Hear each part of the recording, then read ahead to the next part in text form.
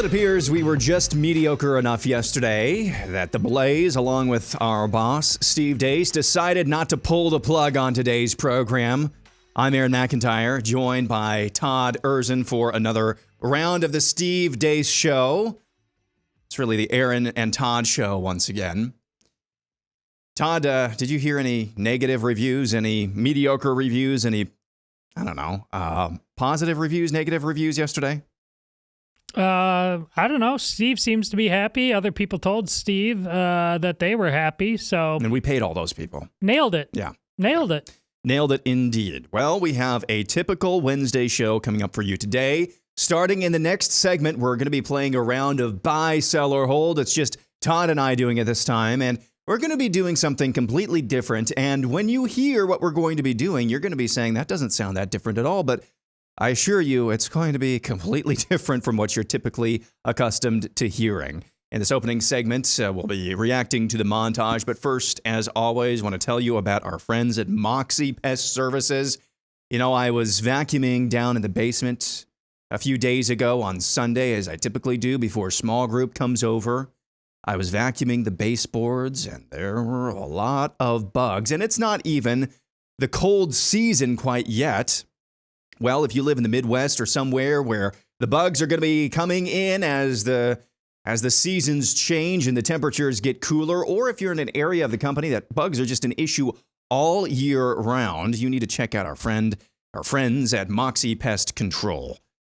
The leaves, the crisp mornings, as I said, that brings out the pests or brings in the pests to your home. This is the time of year when mice, spiders, and all kinds of bugs start looking for a way inside. And once they're in, it's a nightmare to deal with on your own. That's why we trust here at the Steve Deace Show Moxie Pest Control. They don't just spray and leave. They build a protective barrier around your home before the pests even think about moving in. This isn't about some sort of do-it-yourself spray from the hardware store. Pests are smarter than that. You need professionals who know how to spot the entry points, the hiding places, and stop the problem before it starts. You know, we've met their team, Steve has as well, and here's what stood out to us. They're problem solvers. They gave them a challenge with a post issue, and they came up with a creative, customized solution that protects the home and the family from pests, and that kind of care means a lot, especially to Steve and his family, who are very careful about who they invite, obviously, into their home and family. If you know Amy is comfortable, you should be too. And honestly, we can say if it's got Amy's seal of approval, it's got all of our seals of approval as well. To celebrate 25 years in business, get your first pest control service for just $25. Visit moxieservices.com/Steve and use the promo code Steve. That's moxieservices.com, MOXIE services.com/Steve, and use the promo code Steve. What happened while we were away, brought to you by Shutdown. Democrats opted for the way of pain last night and voted to close the federal government. Here's Vice President J.D. Vance this morning. You don't shut the government down because you have a policy disagreement. These are two separate questions. There are essential services that have already been appropriated, where we've already agreed, we want our military to have a certain amount of payment. We want air traffic control to have a certain amount. We want to ensure that a certain number of people are able to access food benefits. You don't shut down the government because you have a policy disagreement about a totally separate issue. And that's what the Democrats have done. And it really is astonishing. The president finally sort of threw up his hands and said, guys, let's absolutely work on this healthcare policy disagreement. We want to fix this issue for the American people, but we're not going to be taken hostage. We're not going to shut down the government and then give you everything that you want. Let's negotiate, but we're not going to reward this behavior. You have to remember, their first proposal about a week ago was to give a bunch of healthcare money to illegal aliens, and then they came back to us and said, okay, no, we don't have to do that. Let's do this other thing.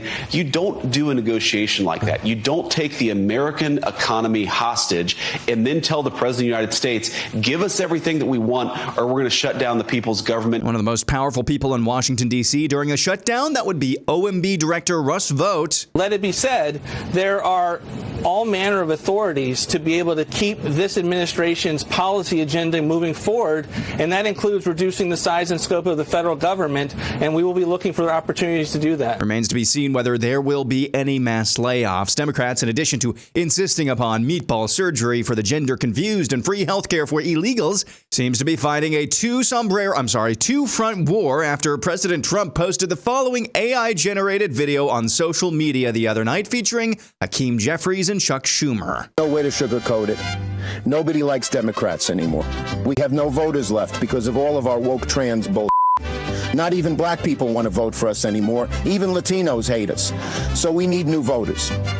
And if we give all these illegal aliens free health care, we might be able to get them on our side so they can vote for us. They can't even speak English, so they won't realize we're just a bunch of woke pieces of shit, you know, at least for a while until they learn English and they realize they hate us too. Jeffries did not take kindly to being given the sombrero treatment. Could you give us your reaction to that Trump posted video tonight? It's a disgusting video, and we're going to continue to make clear bigotry will get you nowhere. We are fighting to protect the health care of the American people in the face of an unprecedented Republican assault on all the things: Medicaid, Medicare, the Affordable Care Act. Here's Representative Teresa Fernandez. That's right. And then what does that shameful man do? After a meeting where you're supposed to be working out details, where you're supposed to be negotiating a deal, you post something that draws a sombrero and a mustache on the leader. In other news, this went viral last night. Pope Leo was asked about American Cardinal Blaise Cupich's plans to honor pro-abortion Senator Dick Durbin with a Lifetime Achievement Award. How would you help people of faith right now decipher that, feel about that, and how do you feel about that? I'm not terribly familiar with the particular case. I think that it's very important to look at the overall work that a senator has done during, if I'm not mistaken, 40 years of service in the United States Senate. I understand the difficulty and the tensions, but I think, as I myself have spoken in the past, it's important to look at many issues that are related to what is the teaching of the church. Someone who says I'm against abortion but says I'm in favor of the death penalty is not really pro-life. So someone who says that I'm against abortion but I'm in agreement with the inhuman treatment of immigrants who are in the United States, I don't know if that's pro-life. So they're very complex issues. I don't know if anyone has all the truth on them, but I would ask first and foremost that there be greater respect for one another and that we search together both as human beings, in that case as American citizens or citizens of the state of Illinois, as well as Catholics, to say we need to really look closely at all of these ethical issues and to find the way forward as church. Church teaching on each one of those issues is very clear. Learning Latin today. Today's phrase is, Pope Francis, is that you? Papa Francisce. Dick Durbin, after some outcry, has reportedly opted against receiving or accepting the Lifetime Achievement Award from Cardinal Cupich. Moving on, the radical left-wing group Anti-Defamation League has taken down their infamous glossary of extremism, which listed groups like TPUSA and identities like Christian Identity as extremist organizations and monikers.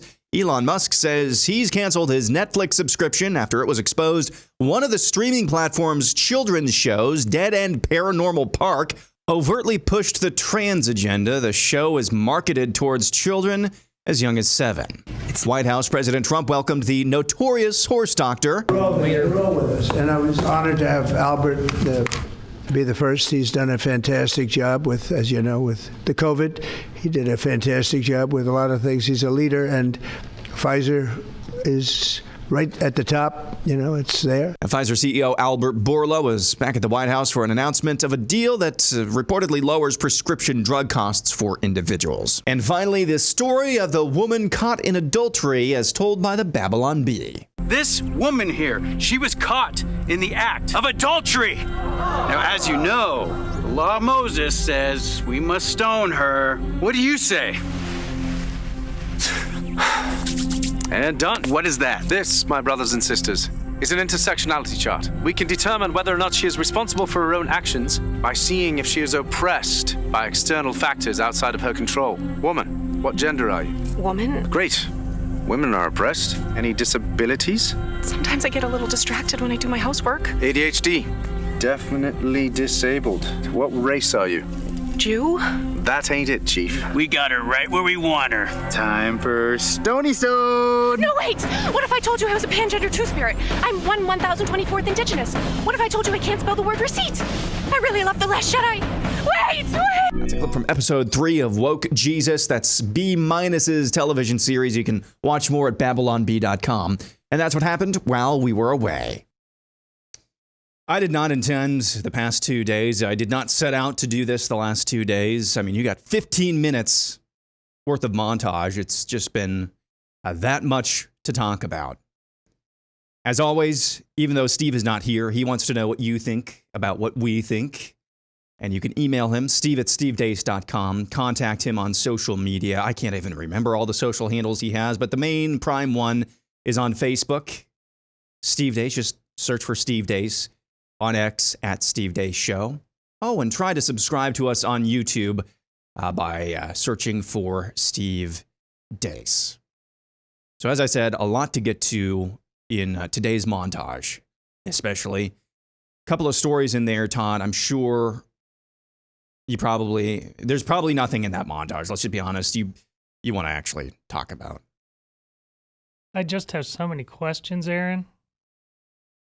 I mean, is it bad when the leadership of the Pope is in a neck-and-neck race with the leadership of the WNBA? Should I have concerns?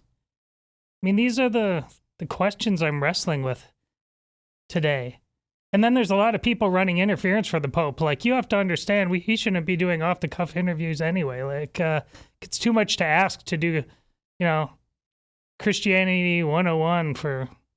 2,000 years and stuff. Have I set the bar too high? Should he be able to walk and chew bubblegum at the same time? And is it okay to expect like competency and holiness from the Pope? Weird. I don't know. WNBA and the, is it pontificate? Is that the word? It kind of different arenas. No pun intended with I don't WNBA. know. But I thought so. Aaron, but the same people, Catholics are, stressing that the Pope is a really important thing and biblical and everything, are not telling me I shouldn't have any standards for him whatsoever. I'm just so confused. But I don't know. Maybe we don't really need moral clarity. I mean, it's not as if Netflix has, 2 gay dads raising a transgender baby or anything and showing that to the world. So I don't know. Maybe I'm blowing this out of proportion. What do you think? So what you're just invoking there, the 2 dads and the transgender, dancing in a dress, that was from years ago on Netflix. If that makes you feel, any that's better. Not even new. No. What I featured in the montage is new, but what you're invoking there, it's not even new. So I hope that makes it feel better. Yeah. So it's worse than I thought. Okay, or better. Yeah. Given that it's not new.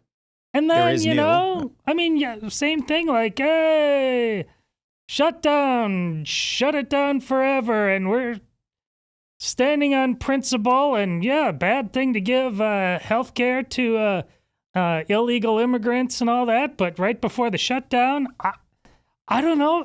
I'm wrestling with questions, Aaron. Like, maybe don't give the keys to the kingdom to Albert Borla on another healthcare front. I don't know. It just seems like if we're really concerned about healthcare, we should be concerned about healthcare and the guy who poisoned us. But again, I'm just wrestling with stuff, Aaron. I'm really trying to find some solid ground here on this stuff. I don't know. Borla was, I think you made us known about. He was a horse doctor in the past, right? No, he's a veterinarian by trade, but notorious horse doctor who lampooned horse paste. But I mean, how does that make you feel, though, Todd? But now, so we're handing over the brave new world of curing cancer with RNA research to him? Seems okay. That's a choice. I mean, I did find it somewhat inspiring yesterday that the White House was surrounded by pediatric cancer survivors, and that's great. And hearing some of their testimonies, that's great. And using AI to try to find cures or therapeutics for cancer, for pediatric cancer. I think that's great. But I mean, there's an elephant, or in this case, horse doctor in the room. And I didn't see that until this morning, actually. I didn't see that. So I can understand why you're a little bit, I don't know, beset by that. And a few other things.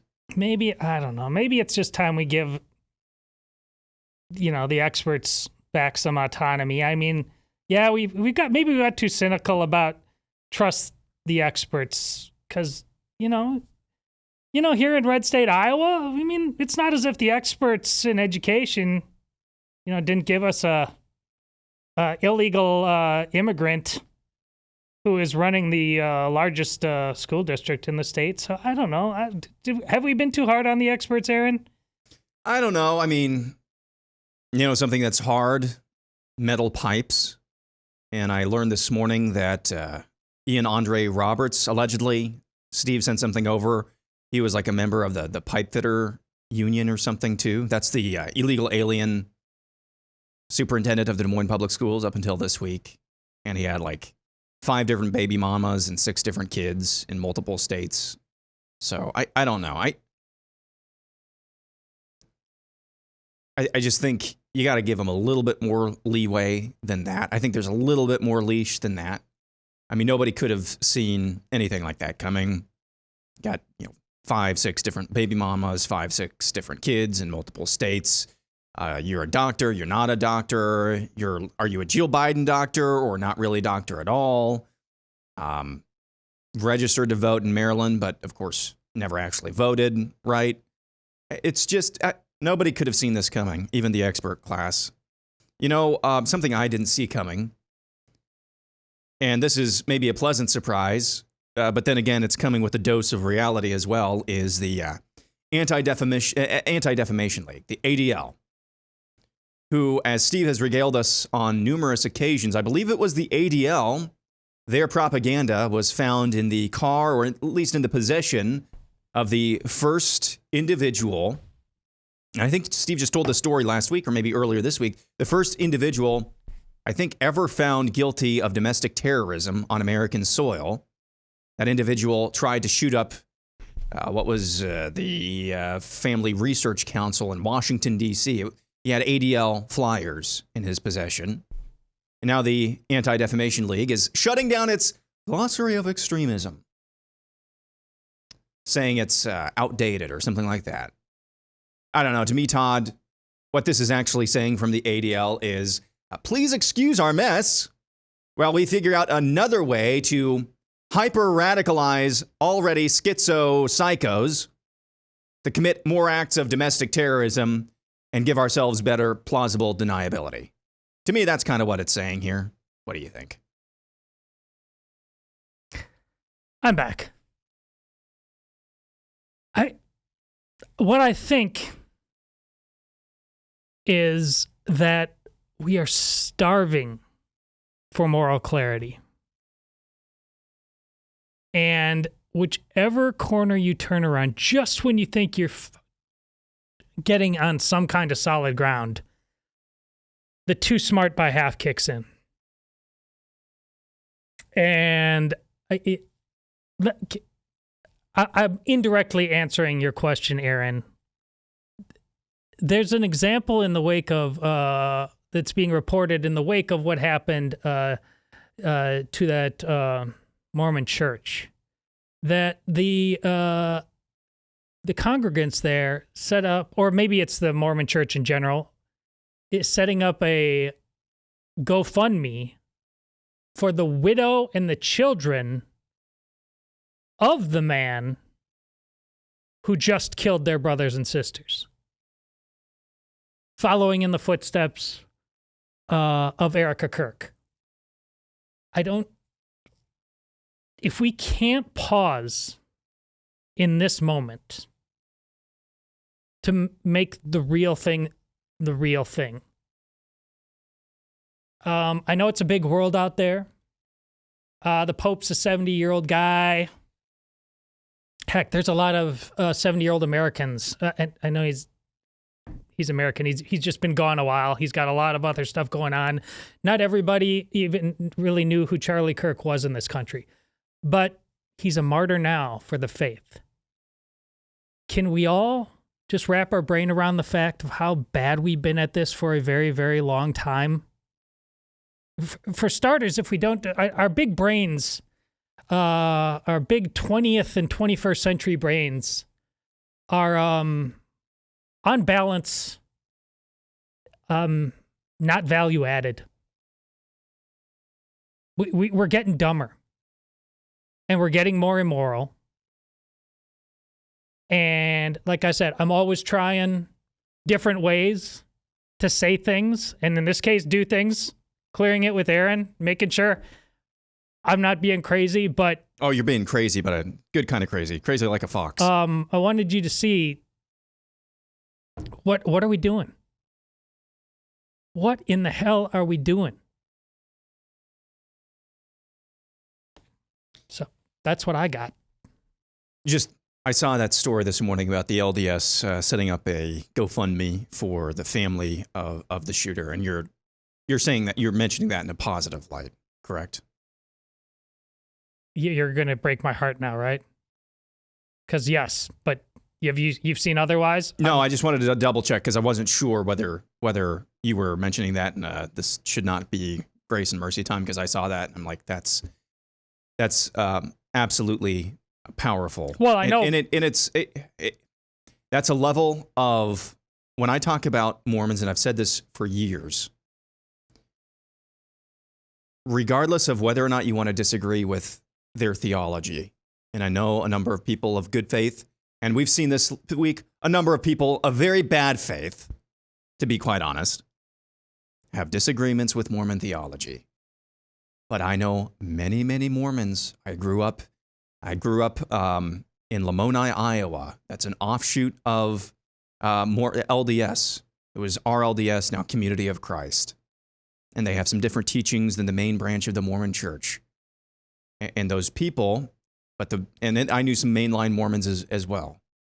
To a T, they act. They do. They actually put teeth to what they believe. They put their money where their mouth is. And to see that this morning, the news about setting up a GoFundMe, that's just more indication of that.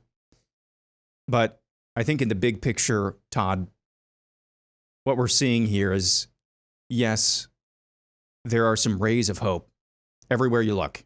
Most places you look, but they're just rays. They're not sunbeams, what have you. And when you think about, we covered this live, the announcement of Pope Leo, and the surprise on all of our faces, especially yours. You were kind of somewhat catatonic. You were a little bit speechless that there was an American Pope. And learning more about this guy, the first indication was we were a little bit leery of him, started to learn a little bit more about him, and started to have a little bit more hope. And this is me talking as a Protestant, because I understand and recognize just what the moral voice the Pope can be. And that's what we're talking about here. All we're asking is for a moral voice. And you look at the discourse on social media, on X, in the wake of just an absolute evil, heinous act in Michigan. And the discourse is, hey, let's not make the main thing the main thing. Let's not get our brandings mixed here because that's really important right now. And then you look to Pope Francis this week. Well, I'm not concerned. I don't really know all the facts about this, but I do know somehow that Dick Durbin served for 40 years. Maybe that's because I don't know the details there, but we're just asking for some clarity. That's all. And from my vantage point, we don't have the excuse of, hey, did Pope Francis's words get lost in translation here? You heard the Pope of the Catholic Church speaking in plain English, just obfuscating neither here nor there, neither hot nor cold. And then finally at the very end, oh, by the way, church teaching on all of these issues is very clear. Well, why didn't you just say that? Why didn't you just say that? The best thing I can say about Pope Leo, and I want to get your take on this, Todd, is that he doesn't have the son of a gun in him, the vitriol in him. that you could even sense through the foreign language of Pope Francis. You could tell sometimes when Pope Francis was teaching, and maybe this is just an old man, and he was an old man. He doesn't have the level of vitriol that you could just sense from Pope Francis. He is trying to be very careful. But to use the phrase that you just used, too smart by half, it's all we're asking for is some very simple teaching, some very simple moral clarity from somebody who is in a position right now who should be able to give that to us. And we got the opposite of that last night. Well, it's kind of you for having, a level of generosity of heart to maybe see the cup as half full. But, in that respect, Francis kind of like Trump, kind of, shooting from the hip, saying things. Here, though, so what? We get Mike Pence as the Pope? That's not good.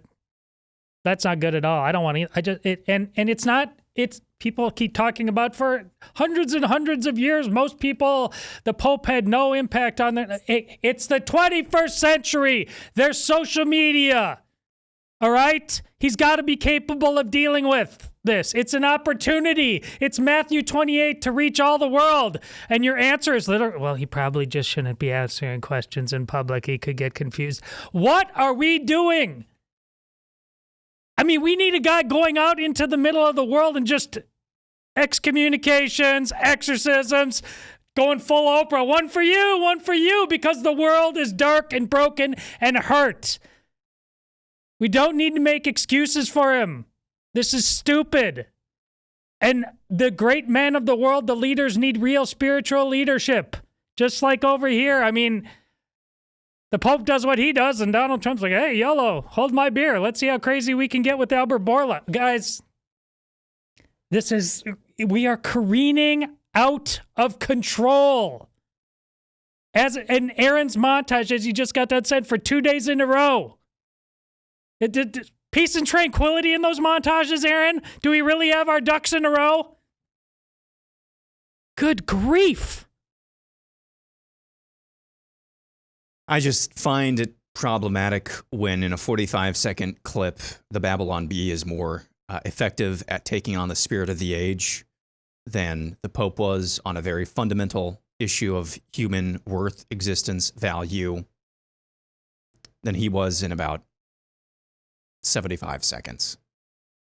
That's kind of a bit of a problem. Let's talk about sombreros, shall we? I know they live in the upside down. It's perfect. It's perfect. I know they live in the upside down over there. I know their worldview is diametrically opposite to a worldview espoused by a show like this. Nevertheless, Todd, I saw that video that Trump posted the other night, and I'm like, ha ha ha, so funny. And then they go out there, and Hakeem Jeffries is like, yeah, I'm your Huckleberry. I'll take this seriously. I understand they are in the upside down over there. It's just embarrassing to watch at a human level, nevertheless. They're making such a big deal out of AI-generated sombrero videos of Hakeem Jeffries. How dare the leader of the free... That shameful man draws a sombrero on our leader's head. It's just cringy. And I understand they don't view it that way. They view every offense, no matter small or big. I know they view it as some sort of assault on our democracy. But still, at a human level, I just find it embarrassing. It's weird. That's, on a human level, I find it embarrassing is the evergreen of our times, Aaron. They just keep falling for the banana in the tailpipe. And as disappointing as things like, here's notorious horse doctor Albert Borla, there are moments like that where it's like only Trump. He is like the kryptonite of the intersection of the spirit of the age and the Democrat Party. More in a moment.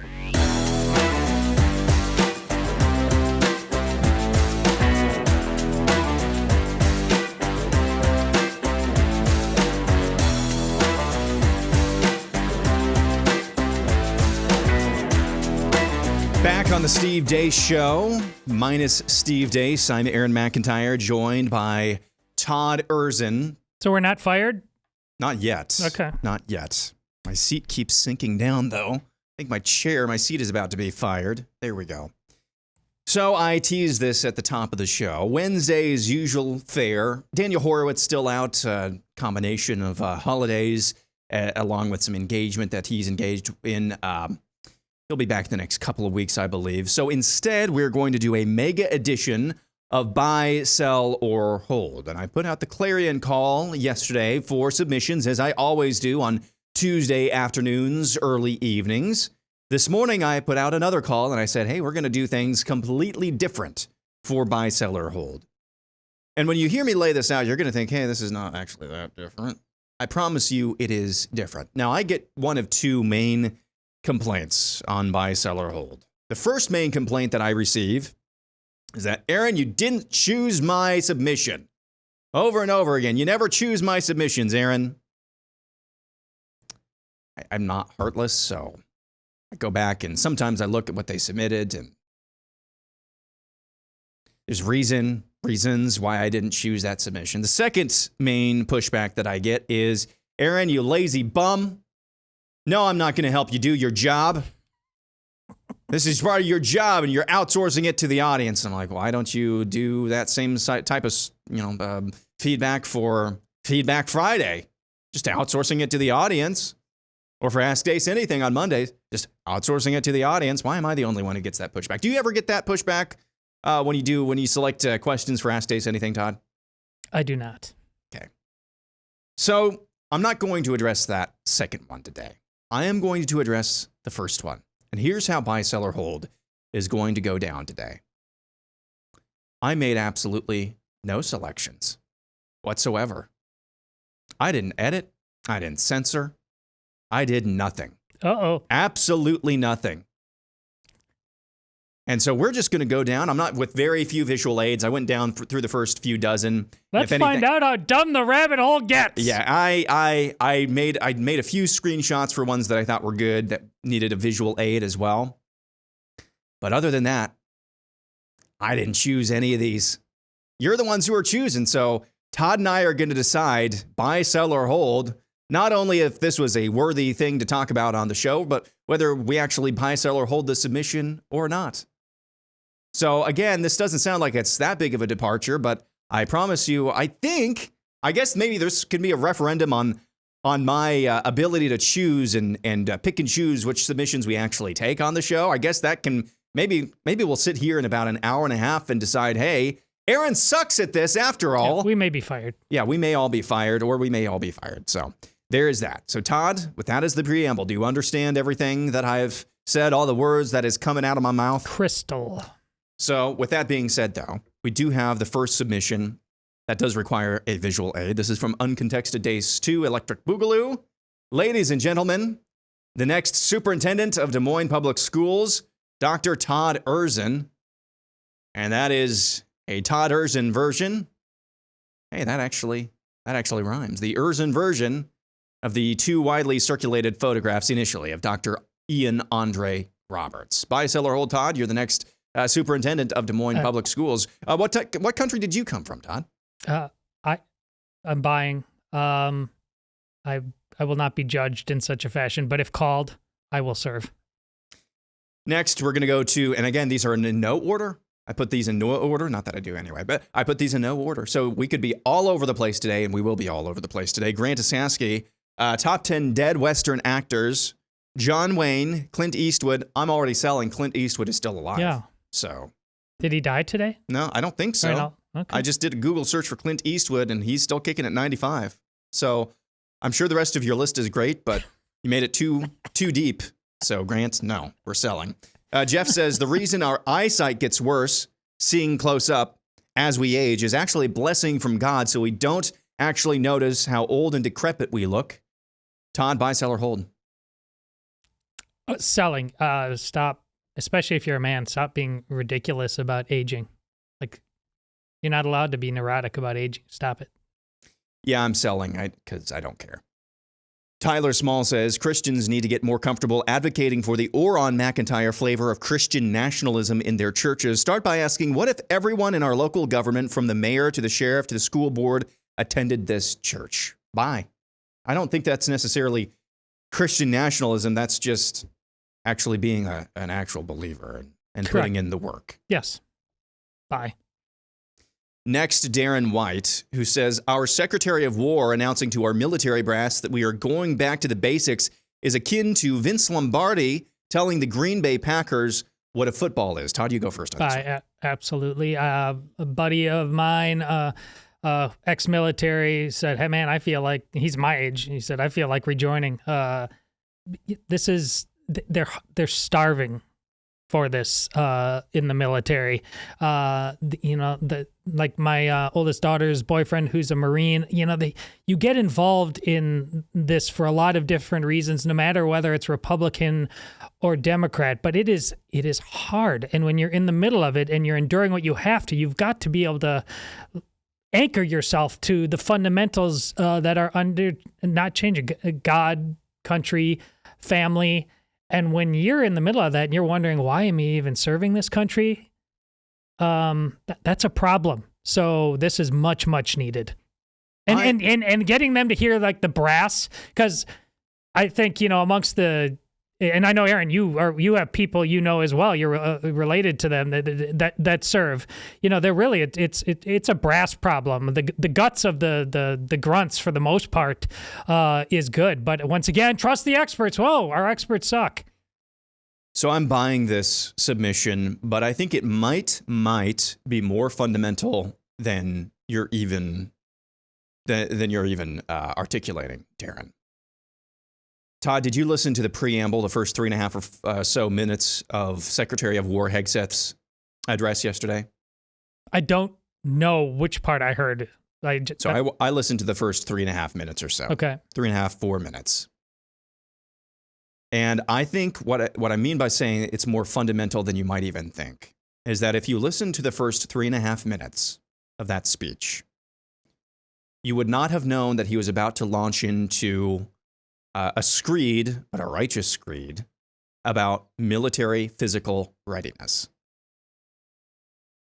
Now, I'm very sensitive to different things like, oh, this is 3-dimensional, 4-dimensional, 5-dimensional chess. I don't think this is it.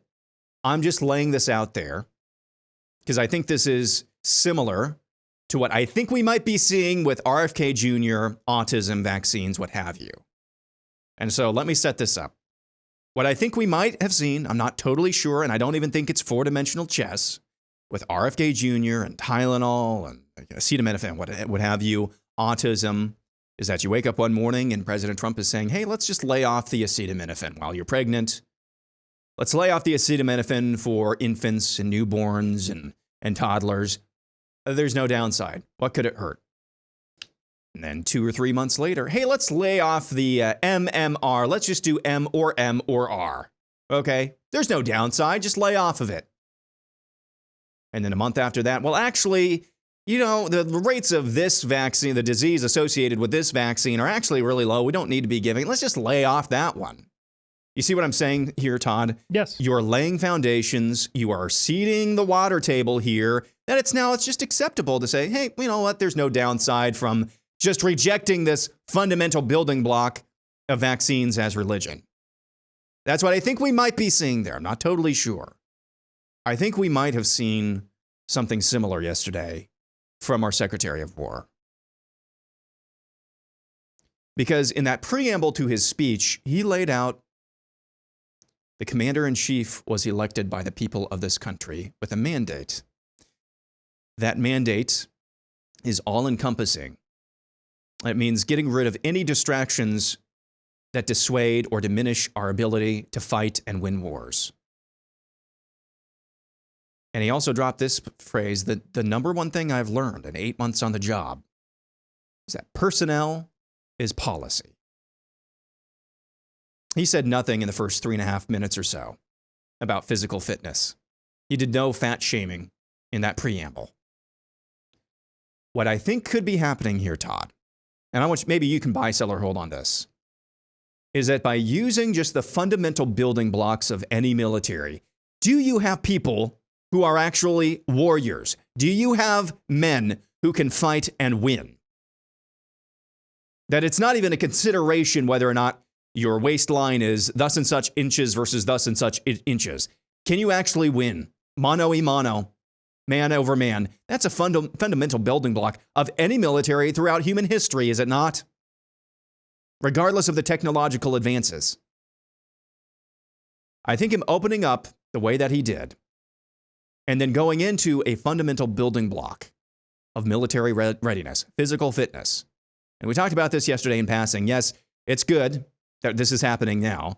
It's a little bit of a commentary on how far our military maybe has fallen. And I think the vast majority of our military, the members of our military, are in just fine shape. I think this is more targeted towards people who, in our military, who aren't really there for fighting and winning wars. I think he is laying the groundwork for doing some of the fundamental transformation of our military that Barack Obama did during his tenure, and using a fundamental building block of military fitness, physical fitness, as the preamble to do so. So we woke up one morning and Pete Hegseth is fat-shaming generals and saying, you need to get in shape. And if you don't, here's the door. We could wake up another morning and say, and hear Pete Hegseth say, there's a bunch of generals who didn't want to get in shape, and there's the door. We told you personnel is policy. Here's the policy about physical fitness. You didn't make that policy, so no longer are you our personnel. I think this is maybe a dynamic that is shaping up. I might be reading too much into it. Buy, sell, or hold my take, Todd. That makes sense. I'll buy. I got no problem with that. Let's move on. Viral Architect has this. Buy, seller Lindsay, the UK will have digital ID by the end of the year. Anything like this when it comes to the UK, auto buy. Yes. Auto buy. Absolutely. I do think the United Kingdom can turn things around. It's just the manner of doing so, and we're going to have another submission about the UK coming up later. The manner of doing so is not what you or I think here in the United States, what that looks like. We've talked about that before.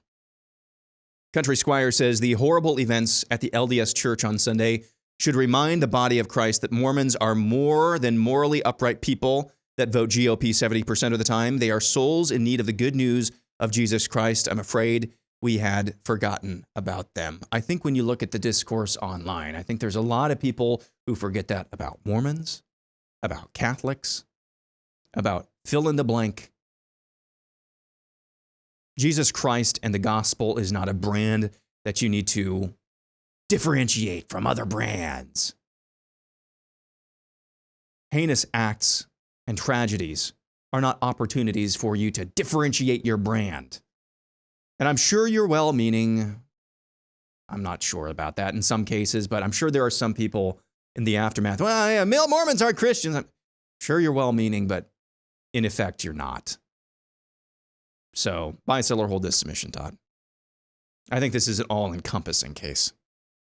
This is just maybe one of the more disgusting examples. What does this person mean? We've forgotten about them. What is that? You can leave that up to your interpretation, but I took that to mean, let's put it in another context as well. When you've got people out there who cannot wait on any given occasions to remind Catholics, you're going to hell, you're forgetting that that person is a soul, fundamentally. That's what I took it to mean. Okay, yeah. I'll answer. Well, I'm, in that sense, I'm buying. There's a pastor aggressively talking about there's this, responded to somebody saying in this small town, there's an LDS, a Catholic church, and an evangelical church that are all like on the same street. And every year they try to host a block party together. And this pastor quotes scripture, and he says, and he's coming from an evangelical bent, and says, and it's from 1 Corinthians about not having anything to do with demons and devils. Folks, so what are the two greatest commandments? The second one is apparently hate your neighbor. This is what we're doing. The fact that you have lunch with them means you're dining with a demon and compromising all your principles. I'm just saying, if, like I said a couple days ago when Steve was here too, yeah, you and I are going to have way more problems than me and the Mormon or the Jew or whoever else. Me and you. And I'm going to bring it to you because your little hate-filled heart in your election is blasphemous. I'm not gonna stop making sure that you are tagged with that, because you aren't saving souls. You aren't.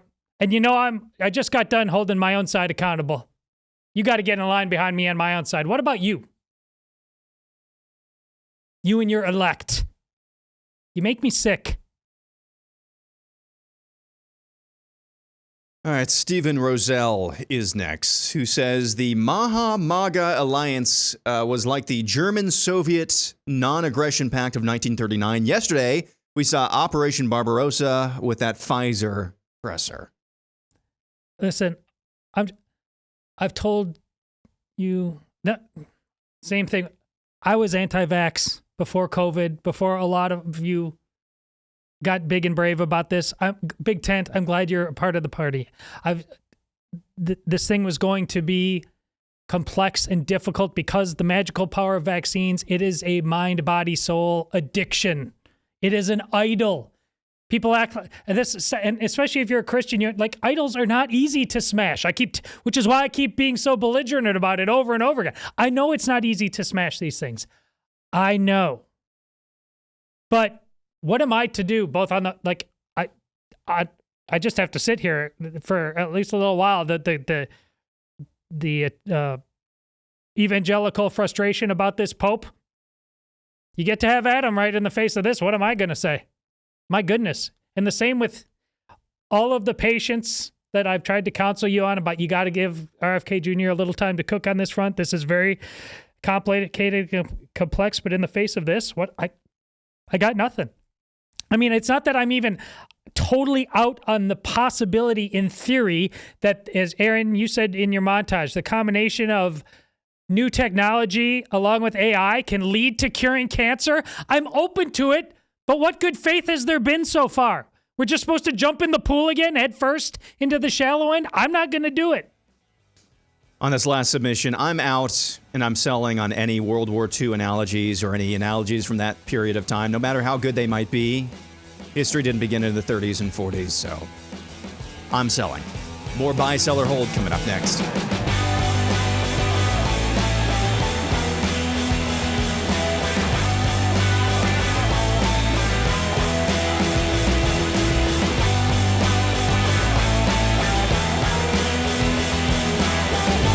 Hour 2 on the Steve Deace Show, minus Steve Deace, who is traveling back from Arizona, I think, as we speak.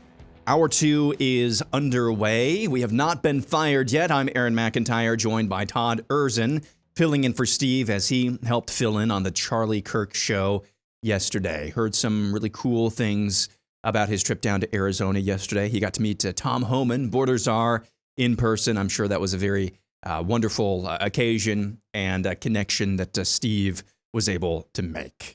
For the rest of this hour, Todd and myself will be continuing on with a very unscripted, unselected edition of Buy, Sell, or Hold. I think the first segment just went fine. I don't think there is going to be too many complaints, but we'll see as we go along here in hour number 2. Todd, this is pretty normal fare so far, don't you think? I'm being told that we are immortal now, Aaron, so I think things are going great. Well, when you put it that way, that's probably a pretty good indication. Well, so speaking of things that are good, I have celiac. I'm not one of those hippies that can't eat gluten because it's a lifestyle choice. I have an autoimmune condition, so I have to eat things with my eyes. And boy, howdy. You watch the Burger King or the McDonald's or the Wendy's commercials, Todd, and you look at that just beautiful, juicy burger on the television screen. And you go out and get one of those burgers. And what does it look like? Not that. It might be tasty, but it doesn't look like that. I want to tell you, when it comes to our friends at Kexi Cookies, that is absolutely not the case. I have seen these cookies in person. Steve has smashed some of these when I've been in the vicinity. And the way they look on that screen right there, if you're listening, you have to use your imagination. But use it well, because these are the things of dreams. What you see in that picture is what they look like in person. And as somebody who has to eat things with my eyes, that just looks divine, I have to say. Todd, you've seen these things in person. You gave one to your wife. She loved it, correct? My wife and my daughters, big fans, absolutely. Just amazing looking things. And by the fact that Steve is very picky about whom he shares these with, they taste lovely as well. Don't just take Jill's word for it and Todd's daughter's word for it as well. And Kexi is back with a new product for Halloween, which is usually about sheep candy you regret eating the next day. But this year, Kexi is changing the game. They created a limited Halloween cookie box packed with 6 killer Kirk cookies. The idea is this: give you treats you'll actually remember and make you wish every Halloween was this good. So here's what's crawling out of their Halloween box.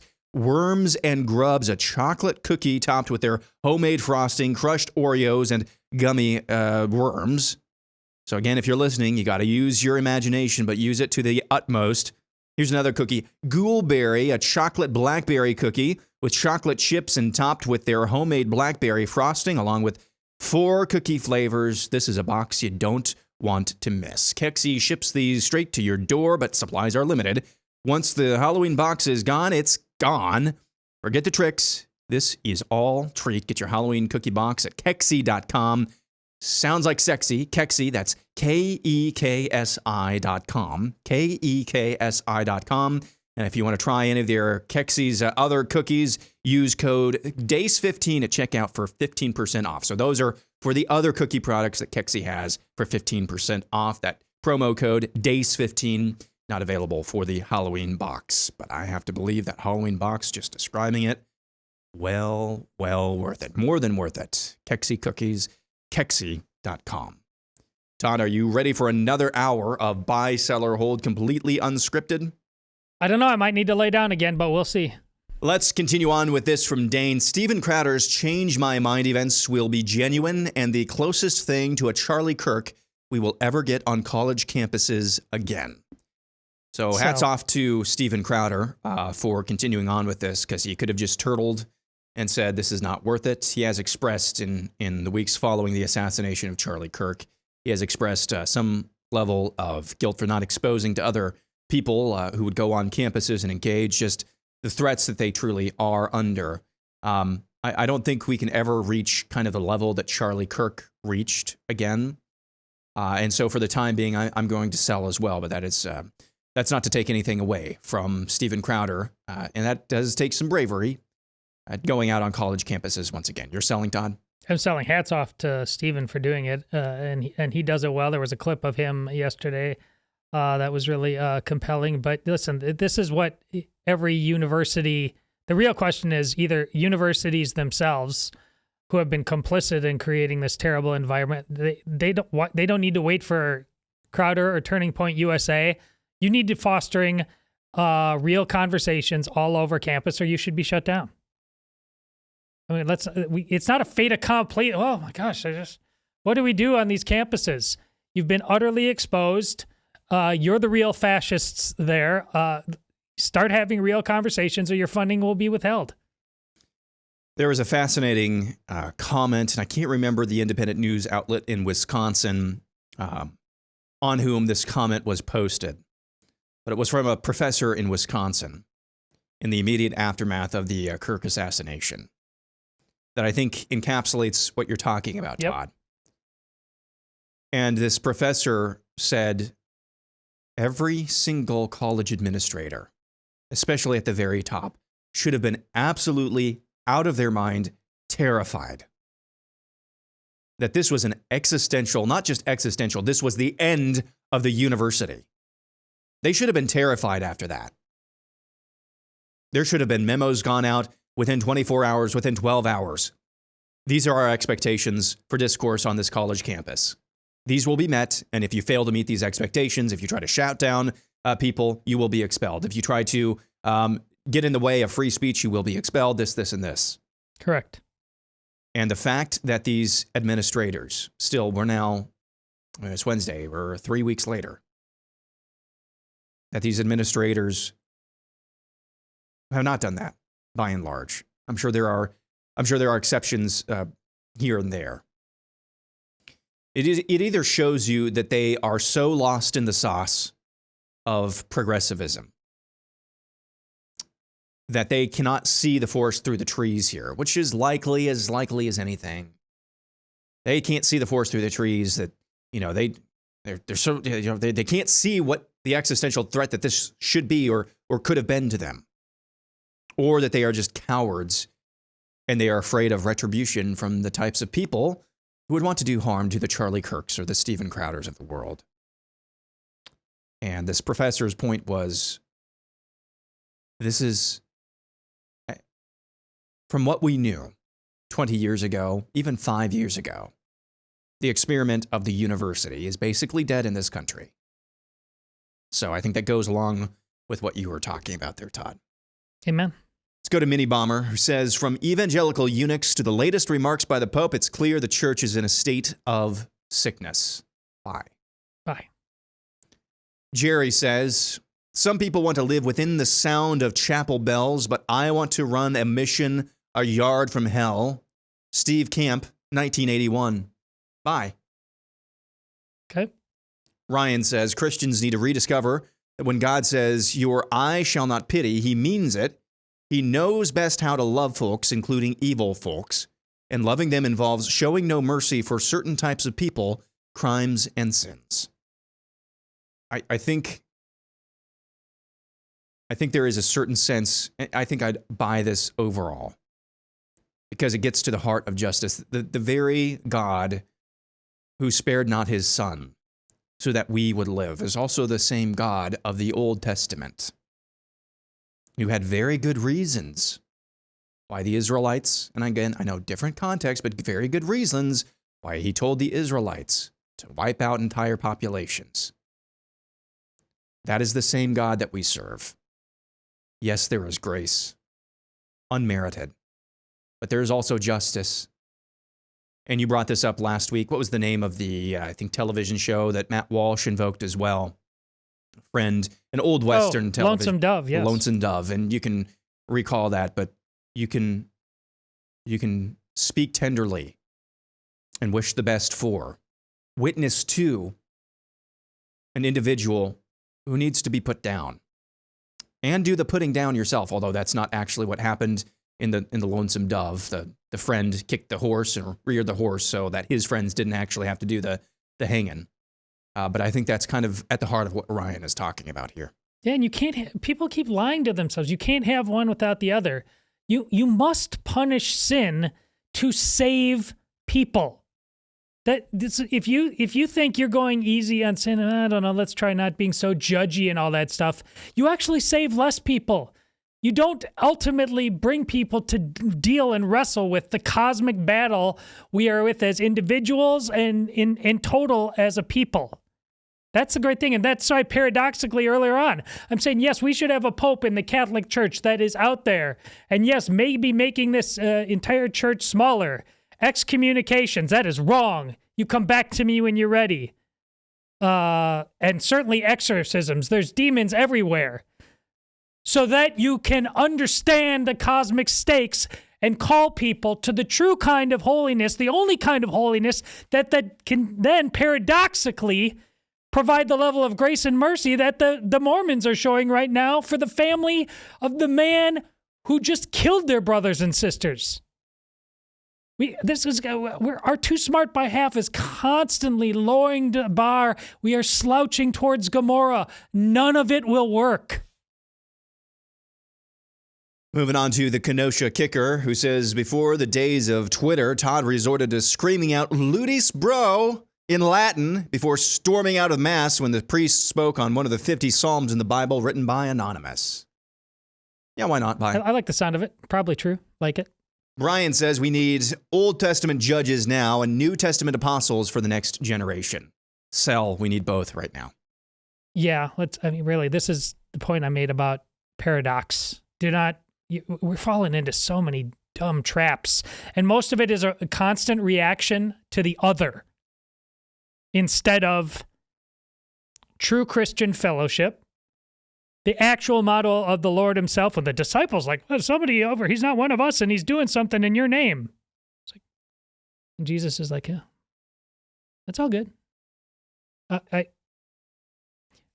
focus on the Lord, focus on yourself. And most of that second part right there isn't close to in order enough to be then going off and condemning everybody to hell. Next, we go to Michael, who says, if Sports Bro could go far enough to limit themselves to only watching their favorite team, it would be a big enough boycott to drive the spirit of the age out of the NFL. Sell. Here's why. One very practical reason, and not spiritual, but a practical reason, is that despite the fact that you still see some primetime matchups in the NFL featuring big market teams, and I do think that there is some market size driven decisions when it comes to the NFL and which games they put in prime time. By and large, and this has happened rather organically, the NFL is now an international, but certainly national brand driven enterprise. That's why they have Sunday Ticket. So they don't care if you're a Chiefs fan and live in Maine. If you're going to limit yourself to only watching your team play, well, hey, here's a few $100 for Sunday Ticket. They're still making money off of you regardless. So I'm somewhat encouraged, Todd. I saw this the other day, that the NFL's viewership, at least on TV, greatly skews older. Hopefully that means it'll die out. I mean, I still enjoy the NFL. I just think for the greater good of our own spiritual health, I'm totally fine if college football and NFL went the way of the dodo bird. And I think college football is closer to doing that than the NFL is. What are your thoughts on this? Well, I do think that there are practical points, and I'm glad you led with that, because it's not as simple as just the one game thing. But in terms of a genuine, in this moment protest, you've got to stop paying subscriptions. You got to stop showing up to stadiums. As I've said in the past, this is why after the whole Penn State Jerry Sandusky thing, that you just couldn't even be bothered. The whole nation needed to see that stadium empty. They just needed to see it. But no, we kept polishing the idol. That was the Sports Bro equivalent, yes, don't you think, of dead baby body parts? Yes, even in the face of child rape. Nope, too much money at stake. Got always too much money, which again is the great lie of that thing. Especially college football. We're learning over and over again. They just lied straight to your face. There's too much money not to do this. It's obvious by now there's too little money. There's not enough money to do this. You are going to have the riches and the poors, like whatever you thought was the case in baseball and Moneyball and oh my goodness, now in college football, it's not even going to be close. It's not even going to be close. But going back to, in terms of if you went back to the way it kind of used to be, that's I think what you're saying. You had other things, and honestly, there was clearly a level of a manhood aspect of this. Like I got obligations. I have duties. I have commitment. I can't just do this all day long, and not only all day long on one day, certainly not 7 days a week, and make it my emotional barometer. So if that's what you're going for, of course I'm with you, because you won't be a crackhead anymore. You'll just be like, I like watching the team. I like making a pot of chili on a fall day, and my family gets together and we cheer. And yeah, hey, amen to that. If that's what you're getting at, you're right. But Aaron's point about this idol is bigger and more entrenched than you understand. It's just not as simple, if we really want to smash it, to just smash it with kind of an era of good feelings. This is the Steve Deace Show minus Steve Deace. I'm Aaron McIntyre. He's Todd Erzin. This is our typical Wednesday fare on the Steve Deace Show. Buy, sell, or hold. Although this week we're doing it differently. I didn't select any of these. We're just going one by one as they show up in my feed on the post that I put out feelers for submissions for buy, sell, or hold. We're getting to as many of these as possible. We're not trying to go fast. We're not trying to go slow. We're just going in order as they appear. And Tom is up next, who says the quote-unquote, air quotes, Christian response to the Mormon church shooting shows just how badly revival needs to start at home. Bye. Next, we go to Brad Andrews. This is what I was talking about a little while ago, who has this. The current majority in the UK, Labour, will implode in the next 12 to 18 months leading to a call-to-snap election by Starmer that will backfire, like Rishi Sunak in 2024.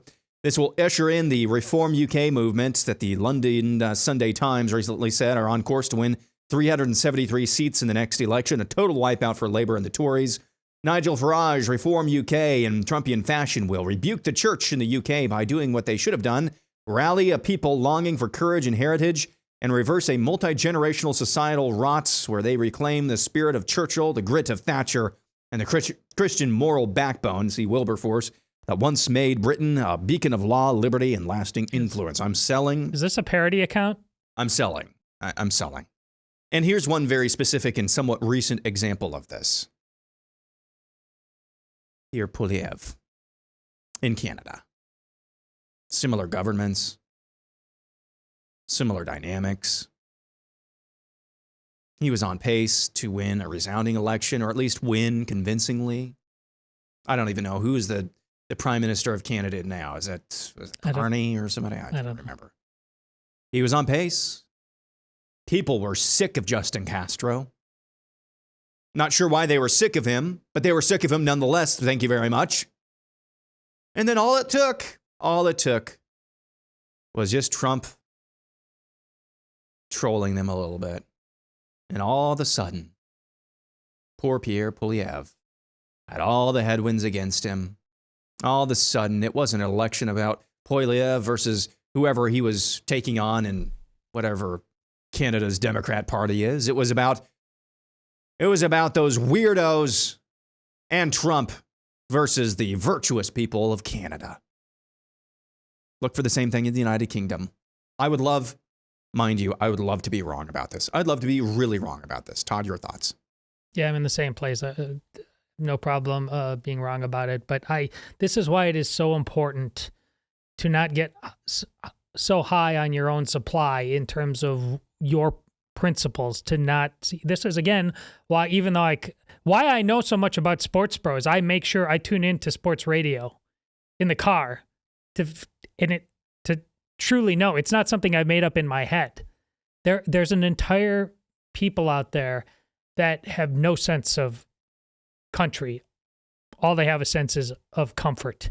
And Aaron's point is great. And it's not, if they are made psychologically and emotionally uncomfortable just with a troll like that, they'll look past, we think even like it's the economy stupid. They'll look past a lot of things that just don't make sense. They'll actually spill over their own comfort apple cart long term because we've become so infantile, so immature, so juvenile that Aaron's point must be understood. We're that weak. We're that pathetic. We're that short term. And that makes us not people of the West, because the people of the West used to believe in standing on the shoulder of giants, traditions. It's our duty as citizens in this time to live up to those giants and then to pass something on to our children so that they can do the same. We don't think like that anymore. We do not, until we appreciate that as men. How even us as conservative Christians, how weak in the knees we've really become. I don't know. We just are not prepared to win the battles you're talking about. Congrats is next, who says the NFL halftime show will be highly watched, driven by complacency and hedge bets on the show itself, crushing much of the ground taken on the issue by the right and demonstrating the status of the NFL as an idol too big to destroy, at least for the near term. I kind of understand what's going on here. This is the first submission I think that we've taken that is a little bit too convoluted. In terms of whether or not this might be an idol too big to smash, that was my very first reaction. I had no idea who the heck Bad Bunny was, but as soon as I saw his picture, my first thought was the NFL front office knows that no matter what, all of the people asking for rock or metal for a halftime show, the NFL knows that those people are going to watch regardless. You could put Roger Goodell up there doing the fart with his armpit. They would still watch, and the NFL knows this. Todd, do you have any thoughts on this submission? By a lot, and a lot of it is a problem of a non-con conservative.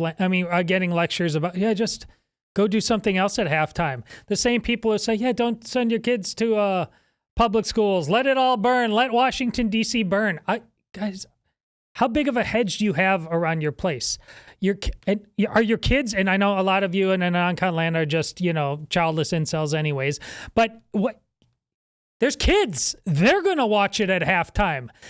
More eyeballs on this than any other television show. And you say, whatever, it doesn't matter what's on at halftime.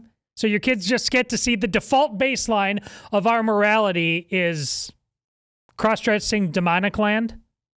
Yeah, the NFL, in fairness to them, the NFL is really hurting for that crucial and prized Latin American genderqueer demographic. So, I kind of understand it from that standpoint.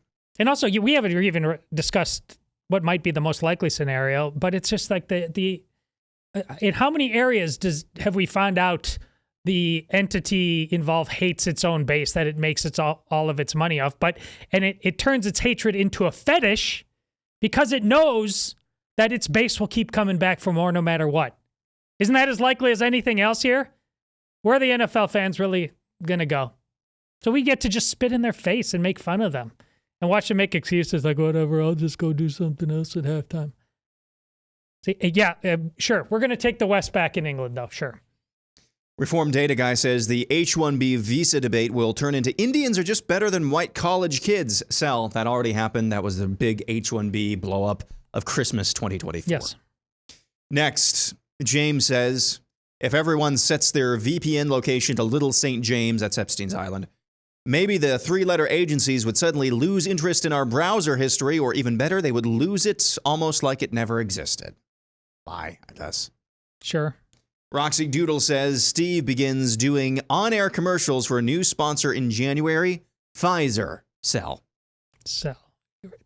Roxy, here's a perfect example. Just a non-con incel land. Just a joke. David Van Brunt says this year's shutdown will last until January. Sell. I will be surprised if it lasts past today. Yeah, wait. I mean, honestly, I don't even know what the Democrats' strategy is. I don't. The people this is hurting the most, by and large, are federal employees, right? Who skew to what party? Them. I don't understand the strategy here. January? No. In fairness to David, these are supposed to be bold, and that was bold. Marsha Cox says the Dow will hit 5,000 by the end of the year. What's it at now? The Dow? Let's look. Wait a minute. Did she say Dow? 5,000. Be up by 5,000 by the end? I mean, it's 46,000. Maybe she means 50,000. Yeah, she must mean 50,000. Sell. Because it's 46 right now. Kelly says, in order to avoid the coming ice box that is an Iowan winter, Steve will snowbird in Arizona, leaving you both to host the Mac and Todd show until March. I'm going to sell, but it's not a 100% sell. I think there is a non-zero chance that this happens, although it would be probably hosted more by Steve than just Todd and I. But I do think that there's probably a likelihood, just with all the travel that Steve does, there is probably somewhat of a likelihood in the future that Todd and I will be filling in more often. We haven't done this for a couple of years. Yeah, bye. Mike says, Aaron missed an opportunity to introduce Todd as his co-host and never partner. If you know, you know. Sell. About 5,000 people know what that means. None of them, well, a few of them may be listening to this show. Okay, yeah. David. I'm old. David says Cooper Rush will win the Super Bowl for the Baltimore Ravens, filling in for Lamar Jackson. Sal. Wait, what? Is Cooper Rush? Cooper Rush, I believe he is wasn't he the Cowboys backup quarterback? Oh, I'm thinking of the Cooper DeJean. No, different Cooper. Cornerback. Okay, yeah. No, so. Weston Kamathi says, overtime segment, 3 non-political questions should be renamed to Anna roasts her dad. Yeah. Yeah, I think so. It's, yeah, I keep those segments. Next is from ID Crisis, who says, no secular movie has illustrated how the Bible works better than Contact from 1997. Written by an atheist, God uses who he will. I'm going to sell. I've never heard of this movie. Todd, have you seen it? Do you know what he's talking about? Oh, you've never... Wow. I haven't seen a lot of movies. Interesting. You should see this movie, Aaron, because it's Sagan. It's a really good movie. It makes you think. You can reject things, but it's exceptionally well done. I mean, it's when Hollywood did things that even this was possible then. It's not. This could not be made now in a way that would not just be like the most godless tripe you've ever seen and make you never want to go to the movies again. I recommend it highly. All right, next we go to Truth Matters, who says, only people who don't know what time it is get surprised at the increasing evil and chaos we see every day. By and large, bye. I don't even know if they get surprised. I'm going to sell only because every one of us, we're all too comfortable. The level of evil we are surrounded with on the daily is just it's a head scratcher. But we are so insulated with our various drug addictions, and a lot of that is largesse of various kinds, and that's how you get a lot of, even if you have a laugh track for it, the Joel Osteen Church, a lot of you are a lot closer to the Joel Osteen Church than you understand. Let's go to this. Jaja Jim says, at some point, Antifa will just stand by watching with bewilderment as members of various Christian denominations slaughter each other for heresy. That's... Sel, I don't think I get what you're saying. I don't think Antifa is ever just going to stand by at an opportunity to inflict chaos and pain, but I understand what you're talking about. I am buying the spirit of that thing. I understand. It's my tweet of the day so far. I know what you're talking about. That's going to do it for this segment. We'll be back with more Buy, Sell, or Hold, an extravaganza that's coming up next.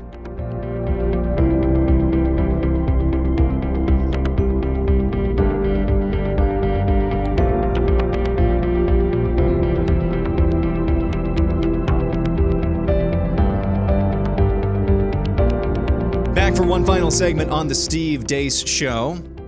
Thank you for hanging out with Todd and I today.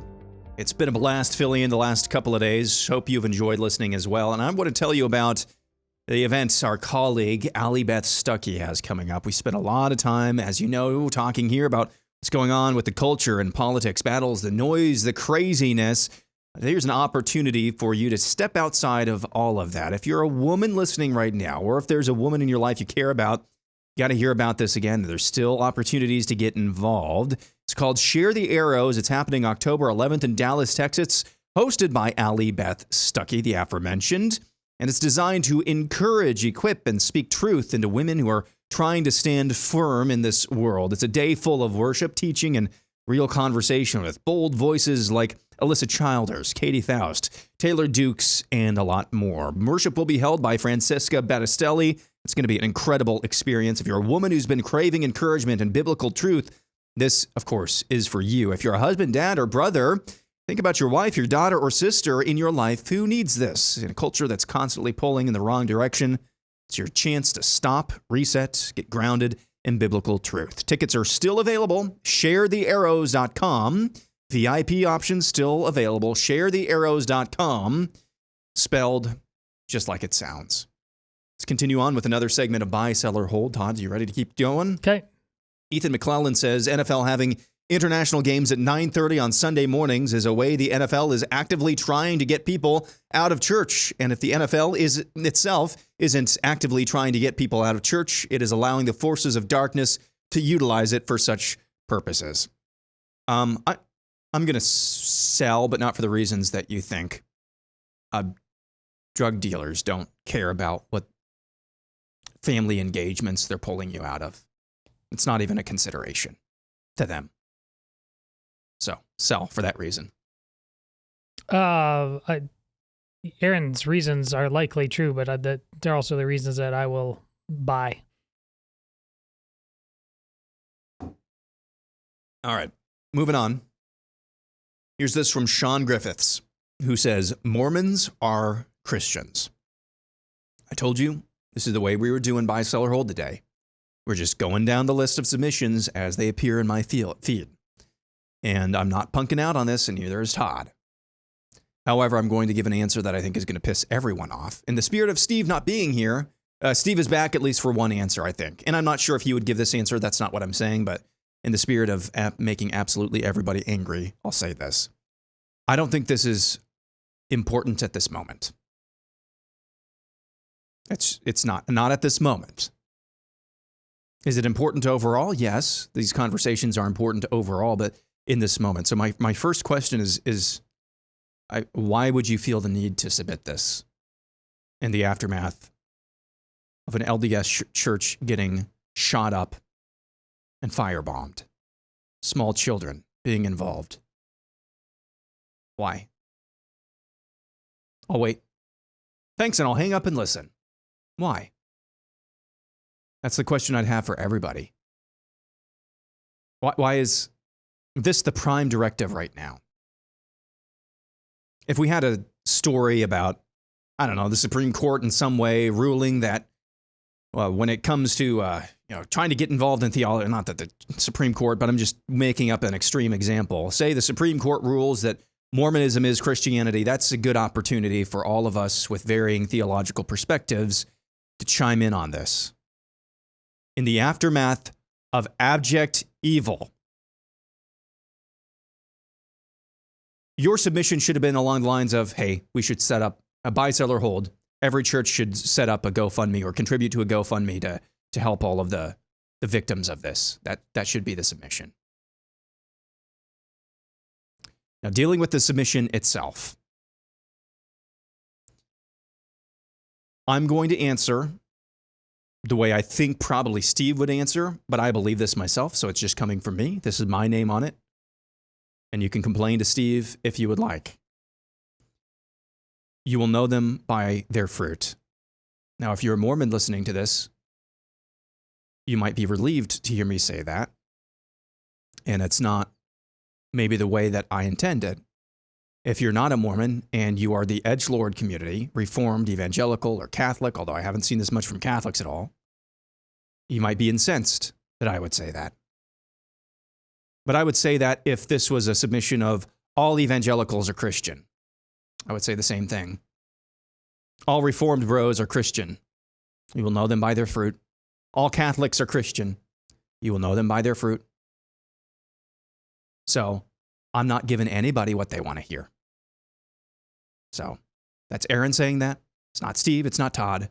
That's where I land on this. Todd, your thoughts? Yeah. I'd say my answer to this is the reason why the Lord taught you the parable of the Good Samaritan. And a reminder that the Lord also cautioned you that if you do not do what I say, if you do not bear good fruit, you won't believe a resurrection either. Now, that's two examples of actually, show me in Scripture. I just showed you. Especially those that Aaron pointed out. Why are you even asking that now? That's what we're talking about. Just showed you that your narcissism is not the same thing as biblical principles. You're in love with yourself way too much right now. To Aaron's point, to be needing to bottom line this, for what purpose? Sure, I can say in terms of an orthodox sensibility, in terms of the Trinity, they aren't. But then I can say, you know what? Where that whole, the Mormon Church and its teachings came out of the exact same fertile ground for altering the course of Orthodox teaching as dispensational did. Same era. So do we want to talk about that And maybe there are a lot of forks that went off course there. I think that's just as fruitless to talk about right now as the other one. But I don't know. I hope in this moment the Lord's teaching of the Good Samaritan gives you a little pause before you go off and, our pastor, evangelical on there saying, I won't even dine with the Mormons. I won't even have a picnic with them. They're demons. Choose your side. I've chosen mine. You go ahead and you choose yours. I do think a better conversation maybe right now, and I'll just throw this out there. And I don't know how much of a consideration this is amongst Catholicism, but obviously from what you've seen from various people wearing my jersey in Protestant land, buy, sell, or hold, it is worth having a conversation in this moment, in this culture war, that it's prudent, strategic to dial back rhetoric, because that is not, let's just be honest here. You've heard language describing Mormonism as anti-Christical, as demonic. Is it prudent and strategic to dial that back in this moment? Because as another submitter said, they vote the same way we do at like a 70% clip. So let's maybe just push pause on that type of rhetoric. Not that I'm saying that we should go back to using that to begin with, because I'm not sure how effective that is when you're coming from a camp like mine. Anyway, pick and choose which group, whether we're talking about Mormons or any other group. I think maybe that's maybe a conversation worth having, but the whole, I just don't understand the impulse to have these Theo wars in the midst of an abject tragedy. I'm selling on prudence because every time that they are told that, and they're saying it over and over and over again, they're saying, no, you have it exactly backwards, Aaron. It's prudent not to tell them in this moment. We have to tell them that they said, if not now, when? And we talk about that a lot. This is their hill to die on. Everybody is going to know that they are going to hell, which is why I don't even know what the good parable of the Good Samaritan means to them. Quite frankly, I have no idea what it means to them. I have all kinds of questions for people that the Bible verses that they land on, that they condemn everybody else. It makes it abundantly clear that you must have ripped out some pages in your Bible. This is the hill that they are dying on. Again, they've made their choice. Good luck.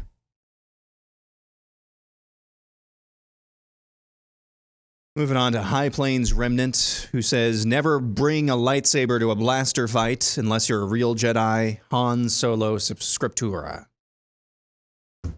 Again, we're just reading these as they appear. I don't know what that means, so I'm holding.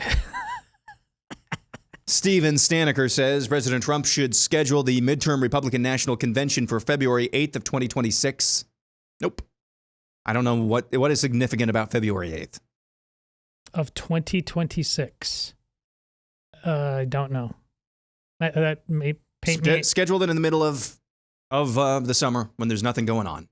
And you'll have more eyeballs. So I don't know if that's a significant date that I'm missing. When's here. the Super Bowl? And I don't know why that would... Oh, maybe that is it. Super Bowl Sunday. That is February 8th. Hey. Okay. That's a terrible idea then. That's one of the worst submissions we've ever had. Clint says, it's odd that Charlie Kirk's parents were not involved with the funeral or anything. Do we know that? Well, I've heard different things. I've heard people refer to Charlie's parents. I've also heard somebody say that Charlie's father is no longer with us. I don't know what, but they clearly have not been on camera or interviewed. And if that's the case, I'd imagine that is obviously totally by design. They totally want to stay out of it, but I don't know what the truth of the matter is any front regarding his parents. There is a subsect of people, and I just want to, I hit on this in last Friday's overtime. And I'm not saying necessarily that you're a part of this, Clint, that I think COVID in that era. The conspiracies are nuts on this. That's just, as much as you see people, this is the right-wing equivalent. In some of these cases, again, Clint, I'm not saying this is you, because this is not the most nuts thing that I've seen. But this is the right-wing equivalent of wearing a mask in 2025. I'm just going to leave it there. Noted. Doug Ripley says, Todd and Aaron are losing it. He submitted a screenshot as well. I didn't get a capture of that. The split screen when you were sitting on the therapist's couch and I in my chair were losing it. Sell. We already lost it. Snarky says, if Steve's plane coming home from Arizona goes missing, we'll know today's buy, sell, or hold went poorly. I don't know. What does that mean? We're running into a string of these that I'm not really quite sure about. Let's go to this one, though. This is from High Plains again. Last week, we witnessed the student become the master as we witnessed the greatest trolling ever by POTUS and Vice President in the history of trolling. I myself cannot wait to see how our Vice President responds to the Hakeem Jeffrey troll this week. That was spectacular. J.D. Vance posting the Fat Vance meme responding to, I think it was Gavin Newsom or something like that. I can't remember. That was pretty funny. Here's what I would say, though. You're never going to be Donald Trump. Nobody ever is going to be. So just make that your meme. If you're J.D. Vance, make that your meme. Anytime some lefty says something ridiculous, just respond with that. Says something ridiculous about you, says something just completely, totally fabricated, made up about you, just respond with the fat J.D. Vance meme. That would be my thing, because I think there are going to be too many people in electoral Republican politics who are going to try to channel Trump, and they're just never going to do that effectively. Todd, what are your thoughts? Well, it's a reminder. I mean, J.D. Vance responding, and he had fun with it at the time. That's the thing. We're people who, and we need to remind ourselves that when we fall into the temptation to be like the other side, laugh, enjoy life. I was trying to make a serious point, but as Aaron will say, I said, it made me laugh out loud when I thought I was going to do this. I asked Aaron, is this going to be funny? No, everybody else is going to get to judge too, but Aaron says, yeah, let's do this. Man, laugh. That's why this humorless people combined with Trump's affection for just poking you. I mean, it is cosmic. Like, it's destiny. Whatever else you think of the Trump presidency, so half of the left's problems, honestly, could be solved if they just weren't so self-important. Loosen up. Let's go to this. Cole Chanel says, as a Reformed Baptist, Todd is, without a doubt, my favorite Catholic. You know what's been so fascinating and funny while we're doing Theology Thursdays? The number of times you have been, I think, genuinely, sincerely surprised by the things R.C. Sproul has to say, because they line up with just a little at the end. For those of you listening, I just did a little, an angle with my hands. Just a little, a cute angle at the end, maybe disagreement. How many things Reformed theology lines up with your theology, your home camp theology? Yeah, especially since people will online, I mean, he's gone now, but people will post things he's said, either the script or actual short videos of his that are just scathing of Catholics. So that was what I had going in to the thing. And yeah, but I've seen daylight there everywhere. And overall, I've just found his analysis to be, loving, profound, intelligent, the Lord first. It's